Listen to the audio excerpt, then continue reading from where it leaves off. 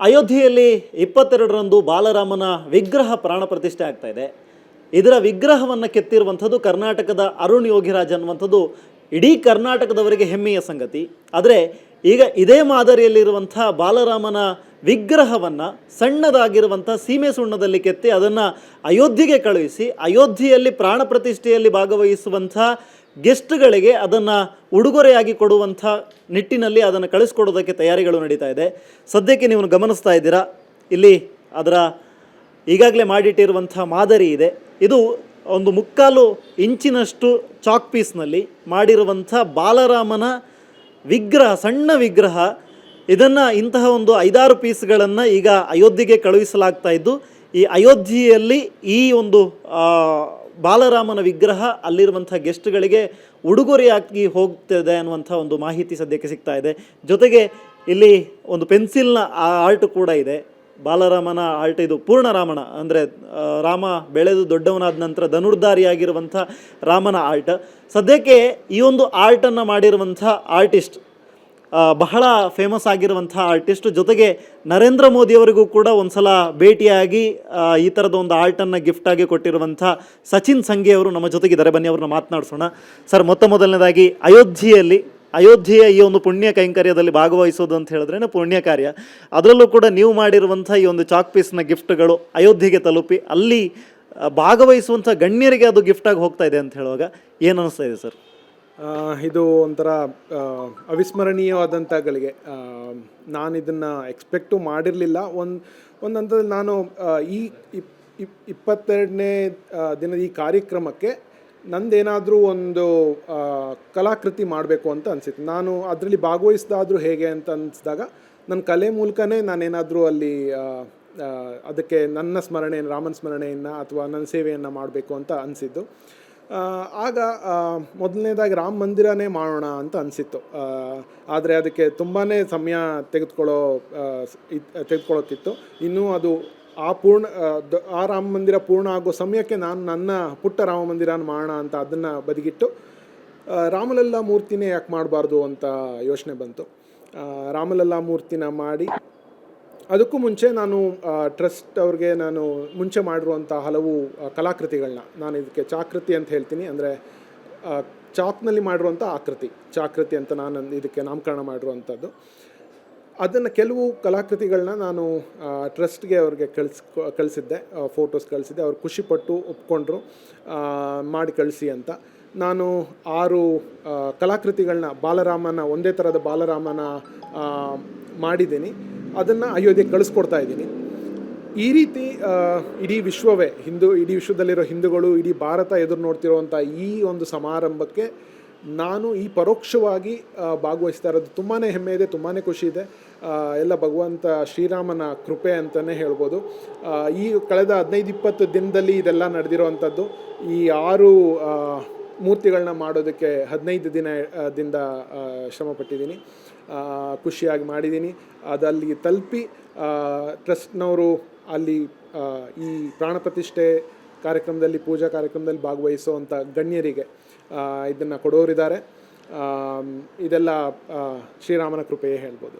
ಈಗ ನಮಗೆ ಗೊತ್ತಿದೆ, ನಮಗೆ ಕೃಷ್ಣನ ಬಾಲ್ಯದ ಫೋಟೋಗಳು ಸಿಗುತ್ತೆ. ರಾಮನ ಫೋಟೋಗಳು ಅಂತ ಹೇಳುವಾಗ ಅದು ಅರುಣ್ ಯೋಗಿರಾಜ್ ಅವರು ಕೆತ್ತಿರುವಂಥ ಬಾಲರಾಮನ ಪ್ರತಿಮೆ ಅದು ಮೊದಲನೆಯದು. ಈಗ ಅದು ಪ್ರತಿಮೆ ನಿನ್ನೆ ಮೊನ್ನೆ ನಮಗೆಲ್ಲ ನೋಡ್ಲಿಕ್ಕೆ ಸಿಕ್ಕಿತ್ತು. ಆದರೆ ನೀವು ಬಾಲರಾಮಂದು ನೀವು ಕೂಡ ಹೇಗೆ ಅದು ಇಮ್ಯಾಜಿನೇಷನಲ್ಲಿ ಕೆತ್ತಿರೋದಾ ಅಥವಾ ಹೇಗೆ ಅಂತ? ನೀವು ಹೇಳ್ದಾಗೆ ಬಾಲಕೃಷ್ಣಂದು ಅದೇ ಒಂದು ಸುಮಾರು ಫೋಟೋಸ್ ಆಗಲಿ ಮತ್ತೊಂದಾಗಲಿ ಸಿಗುತ್ತೆ, ರೆಫರೆನ್ಸಸ್ ಸಿಗುತ್ತೆ ನನಗೆ. ಬಾಲರಾಮ ಅನ್ನೋದೇ ನಮಗೆ ರಾಮಲಲ್ಲ ಅನ್ನೋದೆಲ್ಲ ಇದು ಸಿಗ್ತಿರಲಿ, ಯಾವ ಫೋಟೋಸು ಅಷ್ಟು ಈಸಿಯಾಗಿ ಸುಲಭವಾಗಿ ಸಿಗೋವಂಥದ್ದಲ್ಲ. ಆದ್ರೂ ಒಂದು ಹುಡುಕಿದಾಗ ಒಂದು ಕೆಲವು ಫೋಟೋ ಸಿಕ್ತು. ಅದನ್ನೆಲ್ಲ ಮುಖ ಒಂದರಿಂದ, ಆ ದೇಹ ಒಂದರಿಂದ, ಧನುರ್ಧಾರಿಯಾಗಿ ಹೇಗೆ, ಆ ಹಾವಭಾವಗಳು, ಆ ಬಾಡಿ ಲ್ಯಾಂಗ್ವೇಜ್, ಅದನ್ನೆಲ್ಲ ಹಲವು ಪಿಕ್ಚರ್ಗಳನ್ನ ರೆಫರ್ ಮಾಡಿ ನನ್ನದೇ ಒಂದು ಕಲ್ಪನೆ ಮಾಡಿಕೊಂಡು ಈ ಥರ ಮಾಡ್ಬೋದು ಅಂತ ಯೋಚನೆ ಮಾಡಿಕೊಂಡು ಮಾಡಿರುವಂಥದ್ದು. ಮುಖ್ಯವಾಗಿ ನನ್ನ ತಲೆಯಲ್ಲಿದ್ದಿದ್ದು ಆ ಮಗು ಮುಗ್ಧತೆ ಕಾಣಬೇಕು, ಜೊತೆಗೆ ಮಂದಸ್ಮಿತನಾಗಿರಬೇಕು. ಜಾಸ್ತಿ ನಗ್ತಾ ಇರುವಂಥದ್ದು ಅಲ್ಲ, ಈ ಥರ ಸೀರಿಯಸ್ ಆಗಿರುವಂಥದ್ದು ಅಲ್ಲ, ಮಂದಸ್ಮಿತ. ಆಮೇಲೆ ಧನುರ್ಧಾರಿ ಆಗಿರಬೇಕು, ಬತ್ತಳಿಕೆ ಅದೆಲ್ಲ ಇದ್ದೇ ಇರುತ್ತೆ. ಆಮೇಲೆ ಕನಿಷ್ಠ ಅಲಂಕಾರ, ಒಡವೆಗಳು, ಇದು ಏನು ಸರಗಳು, ಅದು ಇದು ಎಲ್ಲ, ಮತ್ತು ಹಾರ, ಇಷ್ಟು ತನ್ನ ತಲೆಯಲ್ಲಿತ್ತು. ಅದನ್ನು ಮಾಡಿ ಈಗ ನಿಮ್ಮ ಮುಂದೆ ಇದೆ, 3/4 ಇಂಚಲ್ಲಿ ಅದು ಸಾಧ್ಯ ಆಗಿದೆ. ಅದೇ ಕೆಲವು ಇಮ್ಯಾಜಿನೇಷನ್, ಆರಲ್ಲೂ ಮುಖ ಒಂದೇ ಥರ ಬರೋದಿಲ್ಲ, ಅದೇ ಥರ. ಯಾಕೆಂದರೆ ನಾನು ಹೇಳಬೇಕು ಅಂದರೆ ಅದು ಮೆಣಸಿನ ಕಾಳಿಗಿಂತ ಕಮ್ಮಿ ಸೈಜಲ್ಲಿರೋ ಮುಖ, ಅರ್ಧ ಮೆಣಸಿನ ಕಾಳು ಅಂತ ಹೇಳ್ಬೋದು. ಅಷ್ಟು ಮುಖದಲ್ಲಿ 6 ಸ್ವಲ್ಪ ವೇರಿಯೇಷನ್ ಇದ್ದೇ ಇದೆ, ಒಂದೇ ಥರ ಜೆರಾಕ್ಸ್ ಕಾಪಿ ಥರ ಬರೋದಿಲ್ಲ. ಬಟ್ ಮಿಕ್ಕಿದ ಆ ಶೇಪ್, ಆ ಪೋಸ್ಚರ್ ಏನಿದೆ ಧನುರ್ಧಾರಿ ಆಗಿರೋದು ಎಲ್ಲನೂ ಒಂದೇ ಇದೆ. ಈಗ ಈ ಥರದ ಒಂದು ಕೈಂಕರ್ಯದಲ್ಲಿ ಭಾಗಿಯಾಗಿದ್ದೀರಾ. ಅಯೋಧ್ಯೆಗೆ ಯಾವಾಗ ತಮ್ಮ ಭೇಟಿ ಅಂತ ಈಗಾಗಲೇ ಆಹ್ವಾನ ಬಂದಿದೆಯಾ, ಇಂಥ ದಿನ ಬನ್ನಿ ಅಂದರೆ? ಈಗ ಅಯೋಧ್ಯೆಗೆ ಕೆಲಸ ಮಾಡಿದ ಒಂದಿಷ್ಟು ಜನರನ್ನು ಕರೆಸ್ಕೊಂಡು ಅಲ್ಲಿ ಅವರನ್ನು ದೇವರ ದರ್ಶನ ಮಾಡಿಸುವಂಥ ಕೆಲಸಗಳಾಗ್ತಾ ಇದೆ, ಕರಸೇವೆ ಮಾಡಿದವರಾಗಿರ್ಬೋದು, ಈ ಥರ ಸಾಕಷ್ಟು ಜನರನ್ನು. ನಿಮಗೆ ಯಾವಾಗಾದ್ರೂ ಆಹ್ವಾನ ಬಂದಿದೆಯಾ? ಆಹ್ವಾನ ಅಂತ ಬಂದಿಲ್ಲ, ಇದನ್ನು ಕಳಿಸ್ಕೊಡಿ ಅಂದಿದ್ದೇ ನನಗೆ ಬಂದಿರೋ ಆಹ್ವಾನ ಅಂತ ತಿಳ್ಕೊಂಡಿದ್ದೀನಿ. ಇದಕ್ಕಿಂತ ದೊಡ್ಡ ಅಂದರೆ ಆಹ್ವಾನ ಅಂದರೆ ನಾನು ಹೋಗಿ ನಾನು ಪೂಜೆ ನೋಡುವಂಥ ಅದೊಂದು ಮಹತ್ವವಾಗಿತ್ತು. ಬಟ್ ಇದು ನಾನು ನನ್ನ ಕಲೆಯ ಮೂಲಕ ನಾನೇ ಪರೋಕ್ಷವಾಗಿ ಅಲ್ಲಿದ್ದೀನಿ ಅಂತ ಅಂದ್ಕೊಂಡಿದ್ದೀನಿ.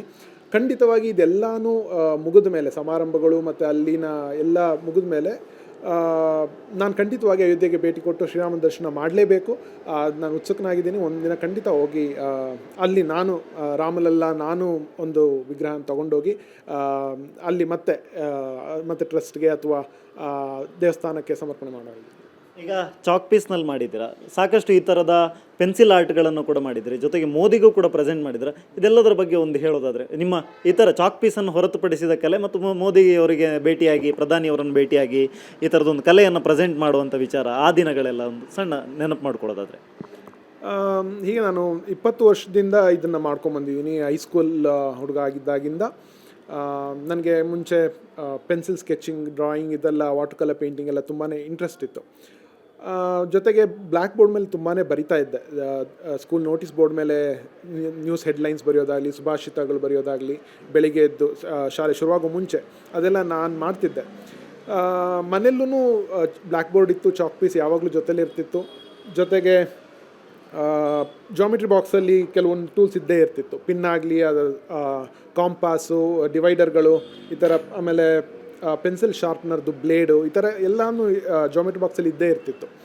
ಸೊ ಈ ಥರ ಏನು ಮಾಡೋದು ಅಂತ ಅಂದರೆ ಟೈಮ್ ಪಾಸ್ಗೆ ಮಾಡ್ತಾ ಇದ್ದಿದ್ದು. ಹೀಗೆ ತೊಗೊಂಡು ಸುಮ್ಮನೆ ಈ ಕಡೆಯಿಂದ ಈ ಕಡೆ ಕೊರಿಯೋದು, ಹಾಲು ಮಾಡಿ ಈ ಕಡೆಯಿಂದ ಈ ಕಡೆ ನೋಡೋದು, ಆಮೇಲೆ ಏನೋ ಒಂದು ಶೇಪ್ ಮಾಡೋದು, ಈ ಥರ ನಡೀತಾ ಇತ್ತು.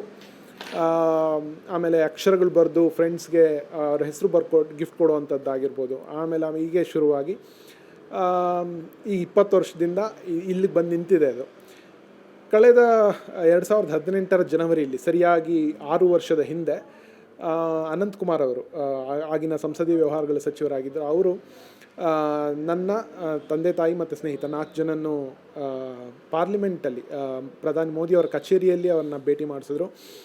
ನಾನೊಂದು 8 ಕಲಾಕೃತಿಗಳನ್ನ ತೆಗೆದುಕೊಂಡು ಹೋಗಿದ್ದೆ.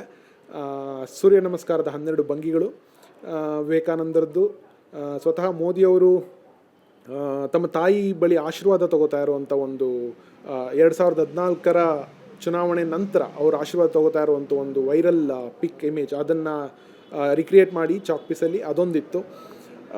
ಸರ್ದಾರ್ ವಲ್ಲಭಭಾಯ್ ಪಟೇಲ್ ಅವರು, ಹೀಗೆ ಹಲವು ಒಂದು 8 ಕಲಾಕೃತಿಗಳನ್ನ ತೆಗೆದುಕೊಂಡು ಹೋಗಿ ಅವ್ರಿಗೆ ಉಡುಗೊರೆ ಕೊಟ್ಟಿದ್ದೆ. ಅದಂತೂ ಅವ್ರು ನೋಡಿ 8-10 ನಿಮಿಷ ಅವ್ರು ನಮಗೆ ಸಮಯ ಕೊಟ್ಟಿದ್ದು, ಅವರು ಖುಷಿಯಲ್ಲಿ ಅದು ಹೇಗೆ ಮಾಡಿದ್ರಿ ಅಂತ ಕ್ಯೂರಿಯಸ್ ಆಗಿ ಕುತೂಹಲದಿಂದ ಅವರು ಅದ್ರ ಬಗ್ಗೆ ತಿಳ್ಕೊಂಡಿದ್ದು, ನಮ್ಮ ತಂದೆಯವ್ರನ್ನ ಅವರು ಮಾತಾಡಿಸಿದ್ದು, ಇವೆಲ್ಲನೂ ಅವಿಸ್ಮರಣೀಯವಾದ ಗಳಿಗೆಗಳು. ಜೊತೆಗೆ ಈಗ ಅಯೋಧ್ಯೆಯಲ್ಲಿ ಈ ನನ್ನ ರಾಮಮೂರ್ತಿಗಳು ಕೂಡ ಅವ್ರಿಗೆ ಕೈ ಸೇರುವ ಸಂಭವ ಇದೆ. ಅವರು ಟ್ರಸ್ಟ್ ಅವರು ಕೊಡೋ ಸಾಧ್ಯತೆಗಳಿದೆ.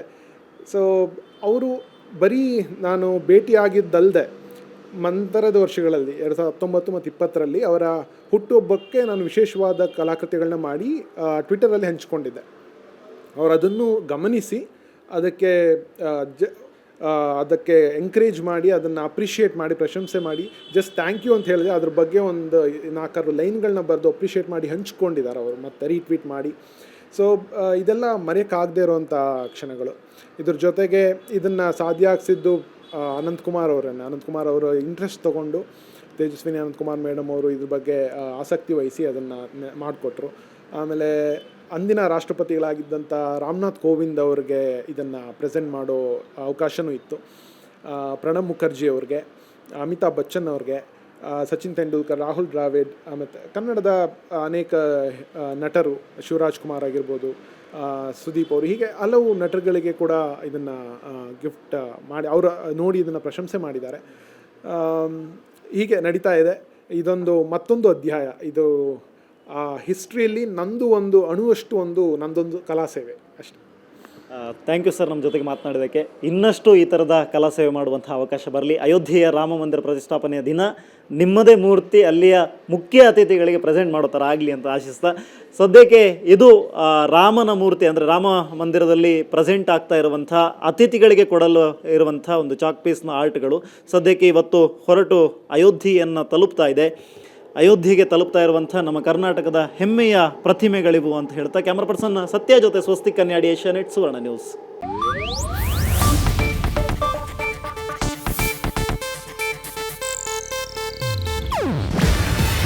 ಇದು ಏಷ್ಯಾನೆಟ್ ನ್ಯೂಸ್ ನೆಟ್ವರ್ಕ್ ಪ್ರಸ್ತುತಿ.